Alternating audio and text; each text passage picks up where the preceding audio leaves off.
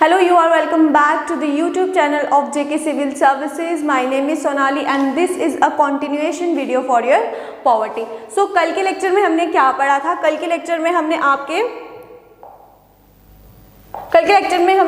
Types of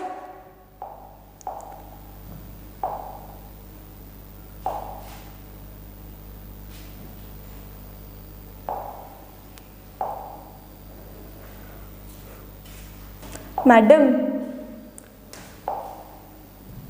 हाँ, तो कल के लेक्चर में हमने आपके टाइप्स ऑफ पॉवर्टी को पढ़ा था, ठीक है।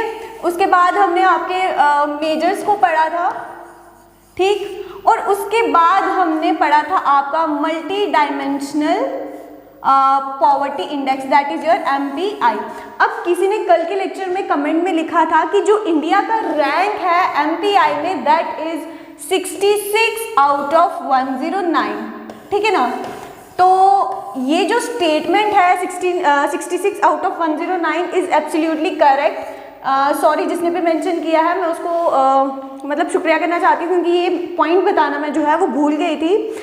अब 66 इंडिया का रैंक है आउट ऑफ 1, मतलब टोटल एक्सेस मतलब जिनका किया गया है, टोटल जिनको लिया गया है कंट्रीज को, वो 109 है और इंडिया का रैंक उसमें से 66 है, ठीक है।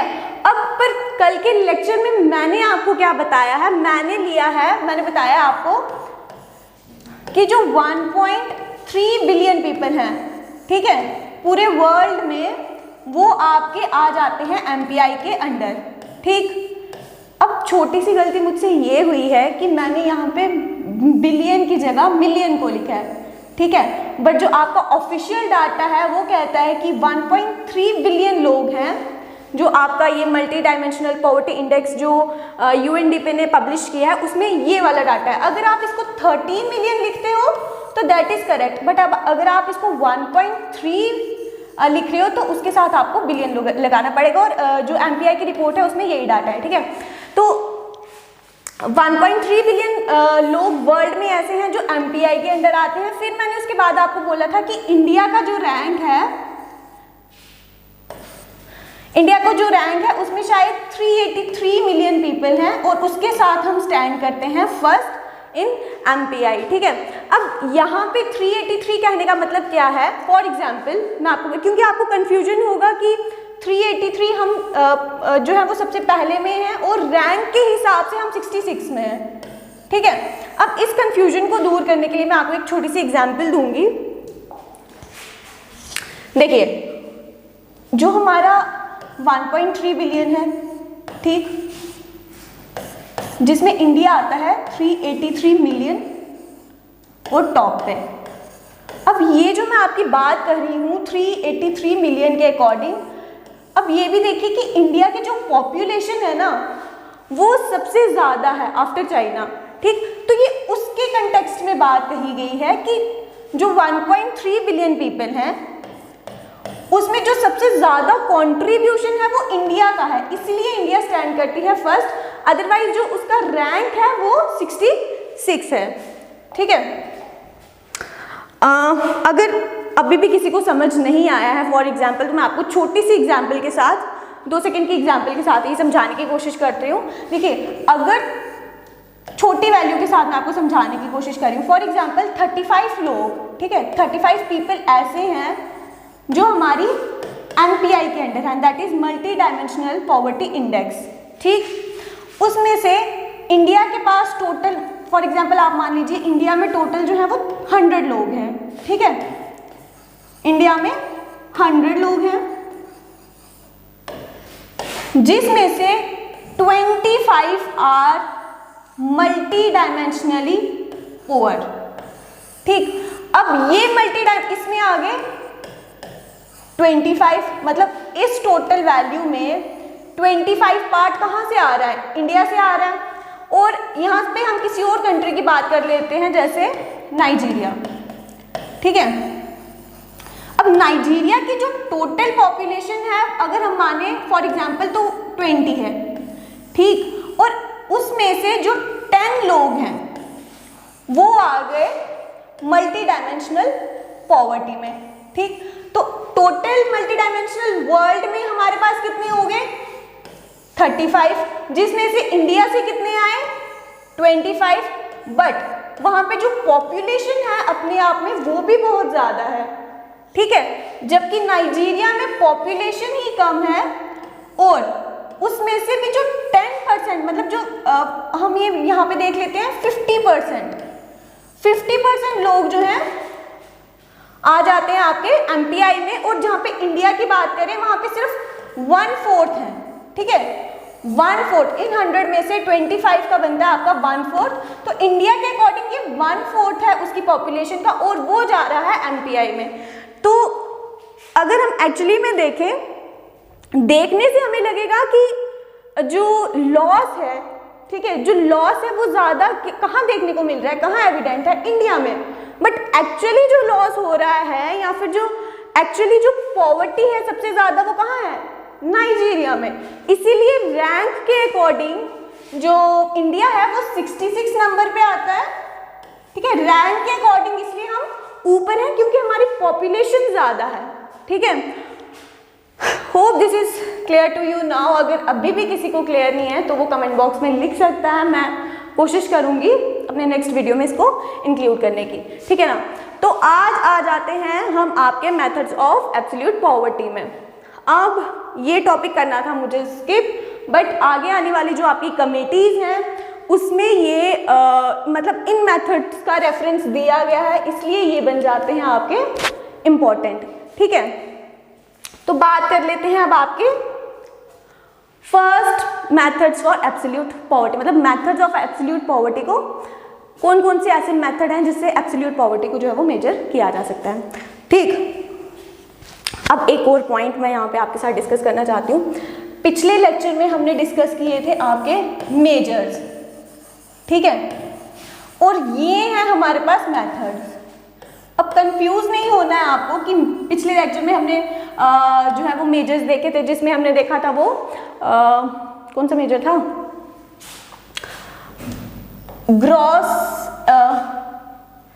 ग्रॉस इंडेक्स रेशियो था आई थिंक, ठीक है ना।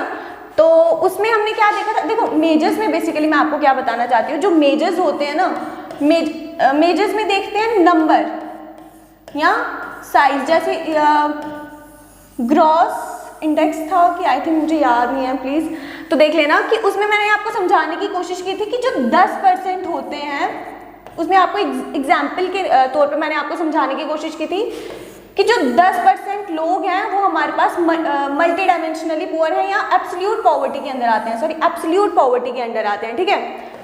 और क्या बताया था मैंने उसमें कि एक पॉवर्टी लाइन को मैंने आपको डिमार्क किया था, और इसके नीचे हम देखेंगे कि उनका नंबर कितना है। तो बेसिकली जो मेजर्स होते हैं ना वो आपको बताने की कोशिश करते हैं या जो सिग्निफाई करते हैं वो नंबर या साइज, मतलब कितना नंबर है, ठीक है, मतलब क्वांटिटेटिव बताने की कोशिश करते हैं। जबकि जो मेथड्स होते हैं ना, मेथड्स आपको वे बताते हैं, मतलब कौन सा रास्ता हम लें ताकि हम इन नंबर्स को है जो काउंट कर सकें, ठीक है। हो सकता है अब आपका कंफ्यूजन जो है वो दूर हो गया होगा कि डिफरेंस क्या है मेथड्स और मेजर में। उसके बाद हम पढ़ लेते हैं अब आज का टॉपिक हमारा जो है मेथड्स फॉर एब्सोल्यूट पॉवर्टी। उसी में हमारा फर्स्ट है यूनिफॉर्म रेफरेंस पीरियड, ठीक है। अभी यूनिफॉर्म रेफरेंस पीरियड क्या है, ये सबसे पहले आपको दिया है एनएसएसओ ने, मतलब इसका यूज जो करते थे वो एनएसएसओ करता था to calculate poverty line in India up to 93-94, मतलब एनएसएसओ जो है वो 93-94 तक इसी मेथड को यूज करता था। अब एनएसओ की हम देख लेते हैं कि एनएसओ जो है ये अब मतलब मर्ज हो चुका है with CSO, that is your central statistical office, और इसका फुल फॉर्म है आपका नेशनल स्टैटिस्टिकल सर्वे ऑर्गेनाइजेशन, ठीक है। ये इसके साथ मर्ज हुआ है इन 2019, अभी रिसेंट ही हुआ है 23 मार्च को, ठीक है ना। और एक इसको ज्वाइन करके बनाया गया है दैट इज योर एनएसओ।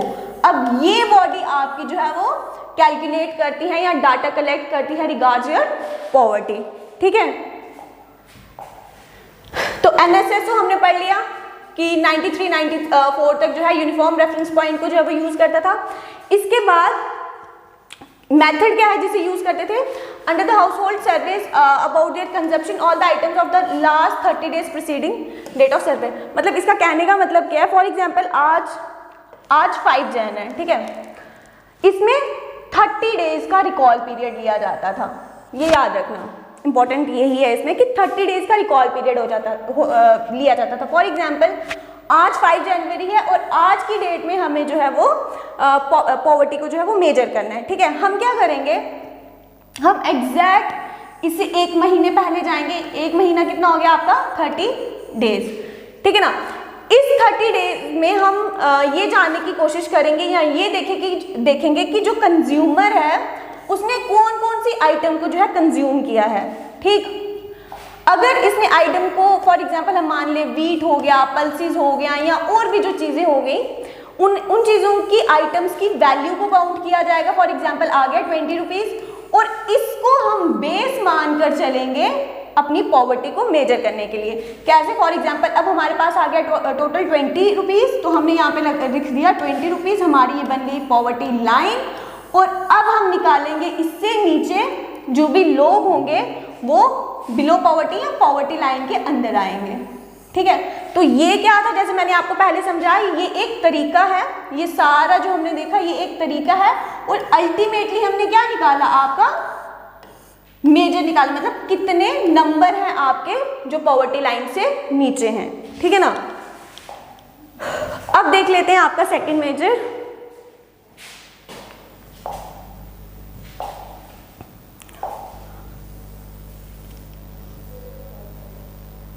ठीक है, अब आ गया आपका सेकंड मेजर जो है आपका मिक्स्ड रेफरेंस पीरियड। ये मिक्स्ड रेफरेंस पीरियड भी एनएसएसओ ने यूज किया है after 1994, but it become popular in the year of 1919 and 2000। ठीक है, अगर आपको एग्जाम्स में क्वेश्चन आता है तो प्लीज पहले देखिएगा, अगर ये वाला डेट आपको मेंशन है पहले इसको प्रेफर कीजिएगा, ठीक है। अगर ये वाला डेट आपके पास नहीं है फिर आप ये वाले डेट को लीजिएगा, क्योंकि पॉपुलरली जो वो यूज हुआ है वो 1919 और 2000 के बाद हुआ है, ठीक है। अब इसमें हमने क्या देखा, हाँ इसमें हमने क्या इसमें दो चीजें थी। पिछले वाले में हमने देखा था जो यूनिफॉर्म है उसमें सिर्फ हमने 30 डेज का रिकॉल पीरियड लिया था। इसमें हम जो है इस वाले में हम जो हमारा मिक्स्ड रेफरेंस पीरियड है इसमें हम दो चीज़ों का रिकॉल पीरियड लेंगे। एक तो 30 डेज का रिकॉल पीरियड, सेम जैसे मैंने आपको बताया आज 5 जनवरी है, इससे पीछे हम जो है 5 दिसंबर तक जितनी भी कमोडिटीज़ को जो है यूज़ किया होगा उसकी वैल्यू निकालेंगे, और सेम 365 डेज का रिकॉल पीरियड लेंगे। हम इसमें दो चीज़ों का रिकॉल पीरियड लेंगे, ठीक है। इसमें ये वाली जो कमोडिटीज़ हैं वो कौन कौन सी होंगी, फूड आइटम्स जैसे आपका फ्यूल, पल्सेस, व्हीट, और यहाँ पे हम कौन कौन सी आइटम्स को लेंगे, जो 5 नॉन फूड आइटम्स होंगी, that is clothing, footwear, durable goods, education and medical expenses. अब ध्यान दीजिएगा, जो हमारी ये जो पोर्शन ए में जो कमोडिटीज है इसका हम ले रहे हैं फॉर 365 डेज। ऐसा क्यों?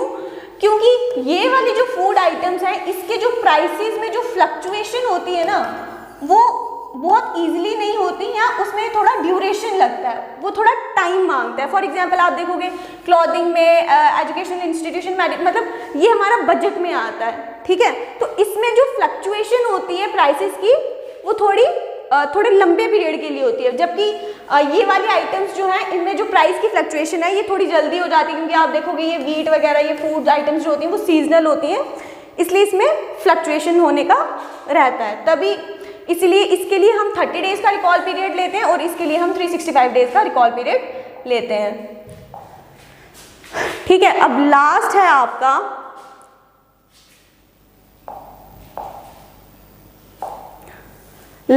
आपका modified mixed reference period, that is your MMRP, ठीक है। अब ये क्या है, ये भी एनएसएसओ ने यूज किया है आफ्टर 2010। इसमें 3 पॉइंट्स है यूनिफॉर्म में। सबसे पहले हमने 30 डेज का रिकॉल पीरियड देखा था, उसके बाद सेकंड वाले में हमने दो का रिकॉल पीरियड देखा। अब इसमें जो है वो 3 का रिकॉल पीरियड है। क्या क्या? एक तो 365 डेज, अब 365 डेज में भी सेम वैसा ही करना है। फॉर एग्जाम्पल आज 5 जैन है, ठीक है, ऑफ 2022, सेम 5 जैन हमें जाना है 2021 में। इसके बीच में जो भी वो कमोडिटीज हमने पढ़ी थी उनकी वैल्यूज को हमें देखना होता है।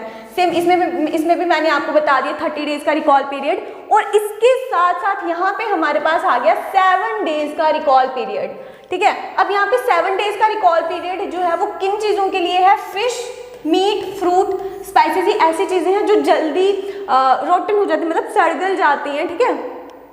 उन चीज़ों के लिए हमारा 7 दिन का रहेगा रिकॉल पीरियड, ठीक। अच्छा, उसके बाद यहाँ पे मैंने लिखा है कि ऑल द अबव 3 मेथड, जितने भी ये हमने पढ़े, यूनिफॉर्म रेफरेंस पीरियड, फिर उसके बाद दूसरा वाला MMRP, ठीक है, दे यूज द कंजप्शन एक्सपेंडिचर, मतलब जो भी हमने कंज्यूम किया उसके एक्सपेंडिचर को लेके हम जो है वो पॉवर्टी को डिसाइड करते हैं कि पॉवर्टी जो है वो कितनी होगी यहाँ, ठीक है। To estimate and does not take the income, मतलब कंजप्शन एक्सपेंडिचर को देखते हैं और इनकम को नहीं देखते। फॉर एग्जाम्पल, अगर किसी की इनकम जो है वो 100 रुपीज़ है, ठीक है, बट हम इस 100 रुपीज़ को देख के डिसाइड नहीं करेंगे कि ये जो है वो गरीब है या अमीर है, बल्कि हम उसका कंजप्शन एक्सपेंडिचर देखेंगे कि उसने जो चीज़ें कंज्यूम की हैं उस पर कितना एक्सपेंडिचर किया है, और उसके बाद जो है वो आपकी पॉवर्टी लाइन को डिसाइड करेंगे। तो ये था इसका कहने का मतलब। अब ये है कि इनकम को क्यों यूज़ नहीं करते हैं पॉवर्टी के लिए, ठीक है। इसका ये इसलिए नहीं करते क्योंकि जो इनकम होती है हमारी वो सीजनल भी होती है, ठीक है। मतलब मेरा यहाँ पे कहने का मतलब है कभी कभी हमारे पास सीजनल एम्प्लॉयमेंट हो जाती है, और फॉर एग्जांपल एक सीजन में, ठीक है, एक सीजन में कोई इंसान है, उसने जो है वो फॉर एग्जांपल 50 लाख अर्न कर लिए, ठीक है, एक ही सीजन में, तो उसके पास इतना बैलेंस है कि वो अपनी कंजप्शन एक्सपेंडिचर जो है वो पूरे ईयर के लिए रख सकता है, ठीक है। तो उसको जो है हम पॉवर्टी की लाइन में नहीं रख सकते, इसलिए यहाँ पे कंजप्शन एक्सपेंडिचर को देखा जाता है, ना कि इनकम को। दूसरा पॉइंट क्या है कि consumption expenditure is more stable then income, मतलब वही इनकम जो है वो स्टेबल नहीं रहती है, जबकि कंजप्शन जो है वो इंसान करता ही करता है, ठीक है। इसके बाद आ जाता है आपका कमेटिव एस्टिमेट, ठीक है। अब इसके बाद हमारे पास कुछ कमेटीज हैं जिसको हमें डिस्कस करना है, जो टाइम टू टाइम आती रही हैं और पॉवर्टी के एस्टिमेट को देखती रही हैं। इसमें सबसे पहले हम बात करते हैं प्री इंडिपेंडेंस की। प्री इंडिपेंडेंस मतलब हमारे 1947 इंडिपेंडेंस के पहले की, ठीक है ना। तो सबसे प्री इंडिपेंडेंस में जो पॉवर्टी लाइन के लिए जो सबसे फर्स्ट इनिशिएटिव लिया गया था वो किसने लिया था? हमारे दादा भाई नौरोजी ने, ठीक है। He was the first to estimate the poverty line. उन्होंने ही बोला था कि हमें जो है वो पॉवर्टी लाइन को देखना चाहिए थ्रू हिज बुक्स। उनकी बुक का क्या नाम था? Poverty and un British rule in India in the year of 1867 and 1868। अब बात ये याद रखना कि उन्होंने अपनी बुक में कहीं पर भी मेंशन नहीं किया है पॉवर्टी वर्ड, बट हम ये एस्टिमेट लगा सकते हैं कि उन्होंने जो है वो पॉवर्टी के बारे में बात की होगी, ठीक है ना। इसके बाद है the poverty line proposed by him. उन्होंने जो भी पॉवर्टी लाइन को प्रपोज किया था that was based on your subsistence और मिनिमम बेसिक डाइट। क्या था आपका? सब्सिस्टेंस और मिनिमम, मतलब इन्होंने क्या कहा था? फॉर एग्जाम्पल अगर कोई इंसान है, ठीक है, उसको जो उसकी बेसिक नेसेसिटी क्या होती है, मिनिमम बेसिक नेसेसिटी क्या होती है, मतलब उसका वेजिटेबल, घी, दाल, मतलब जो भी उसका खाने का जो भी खर्चा है एटलीस्ट उसके पास उतने पैसे होने चाहिए, और उसी को हमने डिसाइड कर दिया आपके पॉवर्टी लाइन में। फॉर एग्जाम्पल 10 रुपये जो है वो कॉस्ट है इन सब चीज़ों की, ठीक है ना। तो उसने बोला कि पॉवर्टी लाइन एटलीस्ट उतनी तो होनी चाहिए कि वो जो है अपनी बेसिक नेसेसिटीज़ या जो अपनी बेसिक डाइट है उसको कंप्लीट कर सके। और उस टाइम पे उन्होंने बेसिक जो दी थी that is your ₹65 to 35 per year. ये भी याद रखना, मतलब पूरे साल भर में उसके पास 16 to 35 रुपीज़ होने चाहिए ताकि वो अपनी मिनिमम बेसिक डाइट को जो है वो कंप्लीट कर सके, ठीक। इसके बाद आ जाता है आपका दूसरा कौन सा है, ठीक है, दूसरा आ गया आपका नेशनल प्लानिंग कमेटी। अभी नेशनल प्लानिंग कमेटी आ गई आपकी 1938 में, सजेस्टेड द पॉवर्टी लाइन, इन्होंने भी पॉवर्टी लाइन के बारे में बात की, रेंजिंग फ्रॉम 15 to 25, ठीक है, मतलब 15 to 25 रुपीज़ की बात की। और इनका ये किस पे बेस्ड थी, मिनिमम स्टैंडर्ड ऑफ लिविंग। उन्होंने किसके बारे में, जो दादा भाई नौरोजी थे, उन्होंने किसके बारे में बात की थी, बेसिक जो डाइट थी, ठीक है, सब्सिस्टेंस की बात की थी, या फिर सब्सिस्टेंस की बात, जिसमें हम मतलब जो बेसिक मतलब जिंदा रहने के लिए जो आइटम्स जरूरी होती हैं उसके। और यहाँ पे बात हो रही है मिनिमम स्टैंडर्ड ऑफ लिविंग, ठीक है, जिसमें आपका क्या क्या आ जाता है, जिसमें एटलीस्ट आपका आ जाता है, जिसमें एजुकेशन हो गया, हेल्थ हो गया, या हाउसिंग हो गई, ठीक। हाँ, और इसके साथ साथ इन्होंने क्या कहा, एक तो हमारा हो गया फूड, जो नेशनल कमेटी है इन्होंने किस किस को लिया, मिनिमम स्टैंडर्ड ऑफ लिविंग में यहाँ पे फूड बेसिक है, ठीक है। उसके बाद आपका आ जाएगा जैसे फॉर एग्जांपल क्लॉथिंग, ठीक है। उसके बाद आ जाएगा आपका हाउसिंग या एजुकेशन या कुछ भी, ठीक है। अब इसके साथ साथ एक और चीज़, मिनिमम स्टैंडर्ड ऑफ लिविंग, दूसरा nutritional requirement is implicit. For example आप फूड ले रहे हो तो फूड का मतलब सिर्फ और सिर्फ ये नहीं है कि आप सिर्फ कार्बोहाइड्रेट्स ले रहे हो तो सिर्फ प्रोटीन्स लो, सिर्फ और सिर्फ फैट्स नहीं, जो भी असेंशियल जो भी चीज़ें होती हैं फूड की। तो इन्होंने बोला सिर्फ एक चीज़ को नहीं, न्यूट्रिशनल रिक्वायरमेंट होना चाहिए, ठीक है, मतलब उसमें कार्बोहाइड्रेट्स भी होने चाहिए, आपके प्रोटीन्स भी होने चाहिए, आपके फैट्स भी होने चाहिए, ठीक है। अब एनपीसी को जो है वो सेटअप किया गया था under Subhash Chandra Bose in the year of 1938, but इसके जो चेयरमैन थे that was your Jawaharlal Nehru, ठीक। अब उसके बाद आ जाता है आपका द बॉम्बे प्लान ऑफ 1944।